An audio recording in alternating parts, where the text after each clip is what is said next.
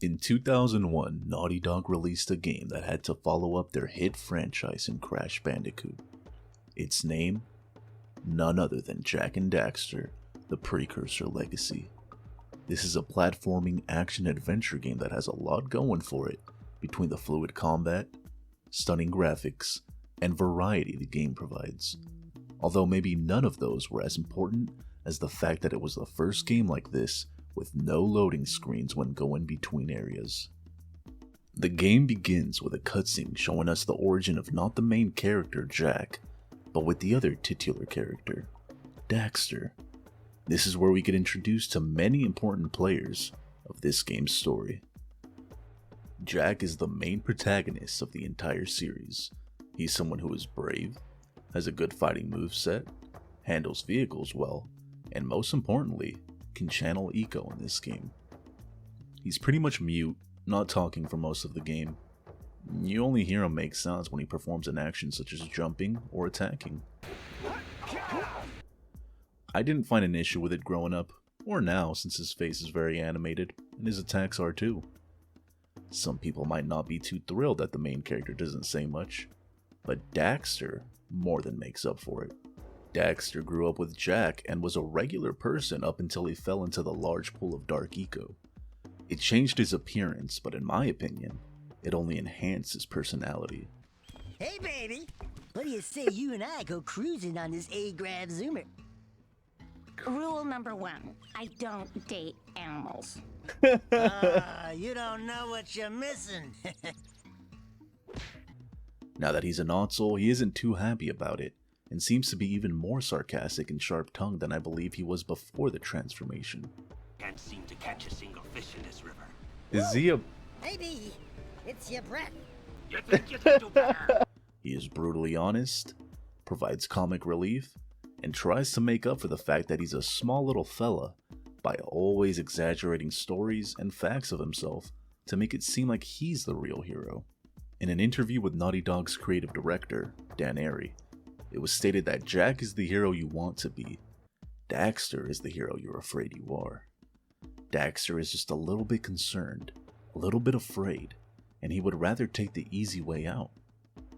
He also stated that they use Daxter as a sort of secret weapon for when scenes start to get boring. Samos Hagai and his daughter Kira are the last two good guys I want to chat about. Samos is the sage of green eco and a sort of wise guardian over Jak and Daxter. He makes remarks like Daxter, but it is more out of his short temper than for sarcasm's sake. Finally took a much-needed bath, but in a bathtub filled with dark eco. He seems to be in tune with nature and is stern but fair from what I gathered.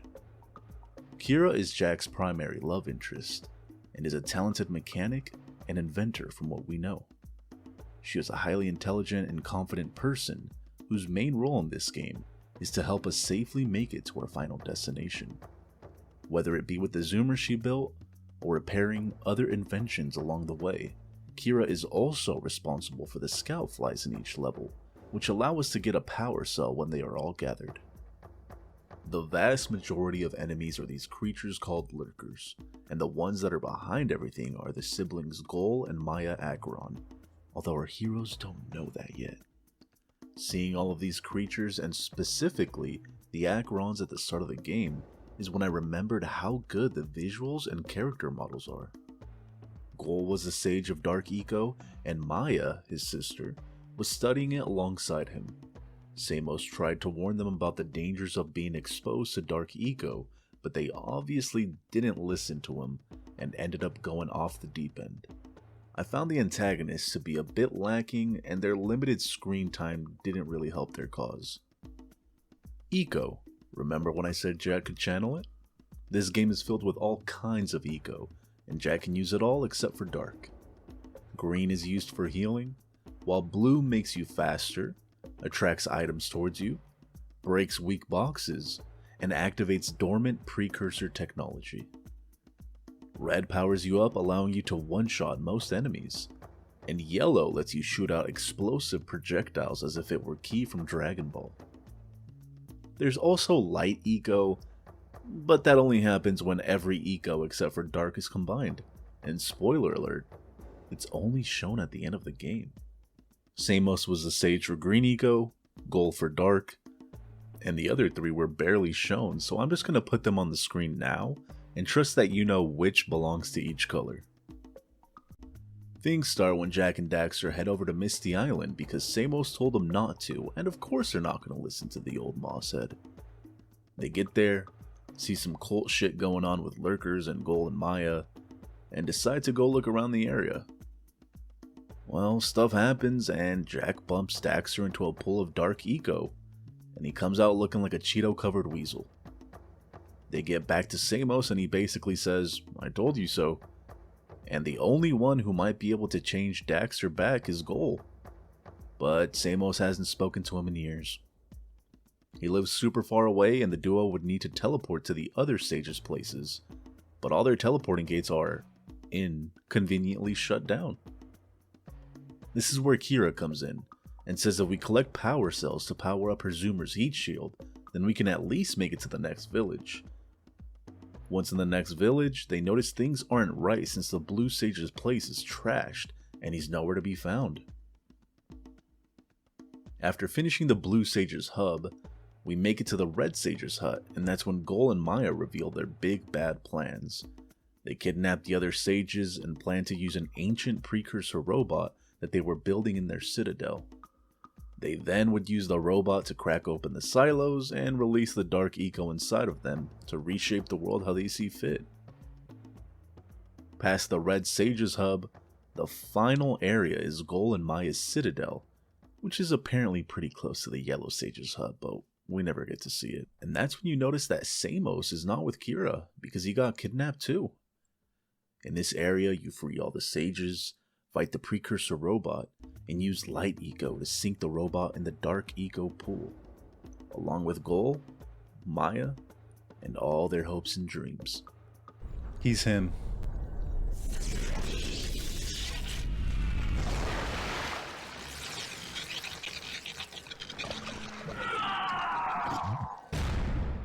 After beating the final boss, Jack and Daxter go back to the four sages. Samos says that the siblings are probably dead, and the Red Sage comments on Kira's potential to become a sage. After collecting all 100 power cells and unlocking the secret ending, Samos, Kira, Jack, and Daxter all turn toward a large precursor door, which is opened using those cells. And then that's that. Crazy gooder.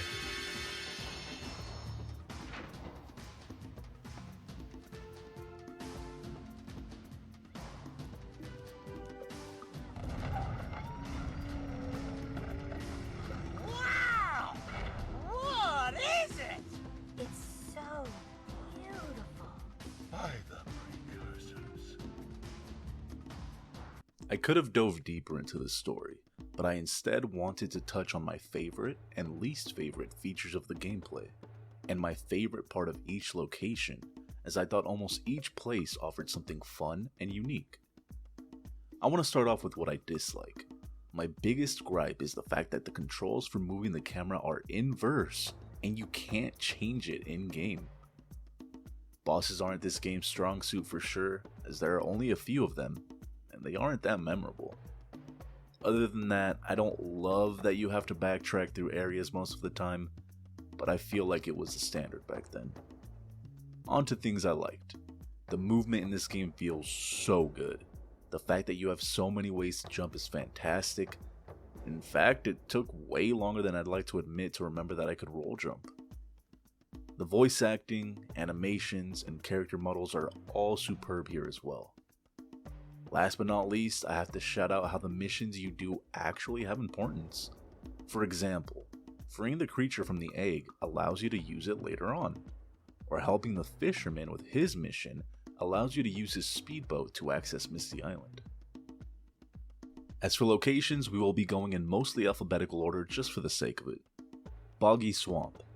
Easily the best part of this area is when we meet this game's version of a redneck named Boggy Billy. You see, Billy has a bit of a rat problem, and they scared his pet hip hog named Farthy.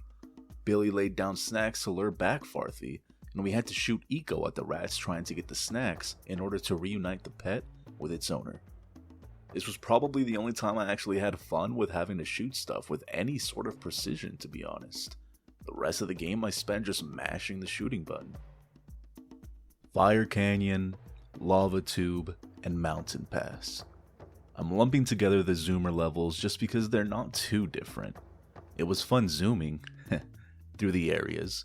The sense of speed was nice, but it was frustrating that they hit a power cell in the Mountain Pass that you had to come back and get after activating an eco vent in a later area.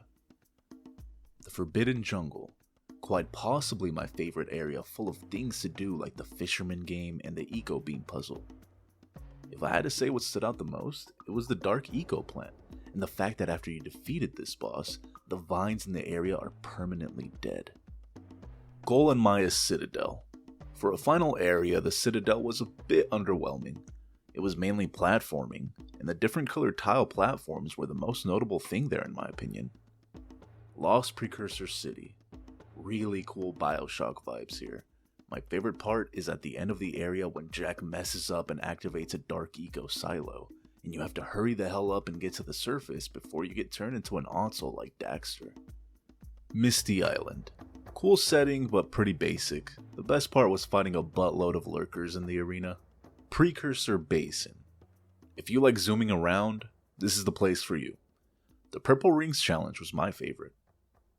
Rock Village is the hub for the second chapter of the game that branched off into some of my favorite areas. Not to mention it has really cool NPCs that gave us some of my favorite Daxter dialogue moments of the entire game. One tenderizes a Yakao steak. Have you tried attacking him with your melodrama? Cause it's killing me. After my last. Most notably though, it's home to easily the coolest boss. In fact, I actually struggled a bit with Claw. Sandover Village is the first major hub, and in many ways is your typical seaside village. A feature I found pretty cool is that this is where you're first introduced to the out of bounds mechanic, aka turn back or become shark food. Sentinel Beach is the area that I feel like really captures your eye the first time, and my favorite moment was when you end up shooing away birds until eventually they cause an avalanche that leads you to getting a power cell. Snowy Mountain. As a platforming fan, the Lurker Fort was awesome. The rest of the area can be a bit of a pain though, as you're sliding around everywhere and Yeti lurkers spawn endlessly. Spider Cave. Hell on Earth. This is like the Lurker Fort on steroids. It feels like it takes forever just to get anywhere. But what I found most enjoyable was getting to the tippity top of the platforming area.